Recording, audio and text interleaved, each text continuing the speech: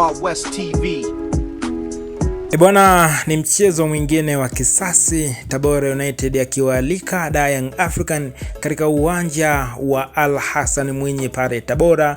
Unaambiwa kuelekea sasa mchezo huu pande zote mbili zimekuwa zikitamba sana, huku Tabora United wenyeji wameahidi kupeleka kilio, wameahidi kupeleka majonzi kwa Young African kama ambavyo walifanya hivyo katika uwanja wa Azam Complex mwanzoni tu mwa msimu kwa kuwapiga goli 3-1. Lakini pia Christina Mwagara, msemaji na afisa habari wa kikosi cha Tabora United, wiki hii ameendelea kurindima, ameendelea kusikika kupitia vyombo mbalimbali vya habari akiwaahidi wapenzi na mashabiki wa Tabora kwamba waujaze tu uwanja, kazi nyingine yote wawaachie benchi la ufundi pamoja na wachezaji, kwa sababu safari hii wamewaandalia Young African asali ambayo watakwenda kuwarambisha katika uwanja wa Al Hassan Mwinyi pale Tabora. Lakini Yanga nao hawajakaa kinyonge, wanasema kwamba msimu huu wao hawajapoteza alama hata moja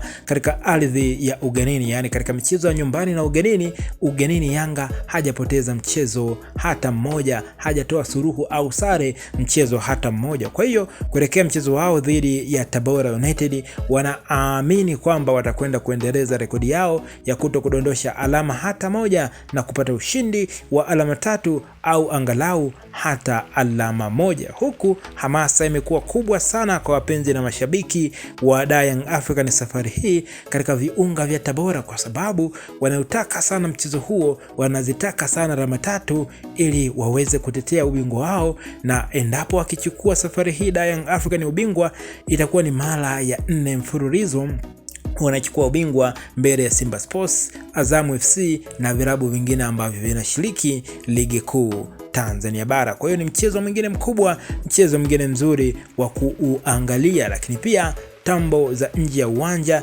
zinaendelea kuvutia zaidi mchezo huu, huku yupo Shaaban Ali Kamwe, lakini upande wa pili anakutana na bidada Christina Mwagara. Hii ni mechi nyingine ambayo itakuwa na mvuto mkubwa sana, itakuwa bora sana, lakini moja ya mechi ambayo itaingiza mashabiki wengi sana, huku mashabiki wa Yanga wakihitaji kujaza uwanja kuhanikiza timu yao ipate alama 3, lakini pia mashabiki wa Tabora United wakiingia uwanjani kuhanikiza ili kuhakikisha wanamfunga Young African msimu huu nje ndani. Mchezo wa mwisho Ofen Chikola alihusika katika mabao pamoja na Yakubu Sonya ambaye ni mchezaji wa zamani wa kikosi cha Young African. Je, safari hii kutakuwa na matokeo gani?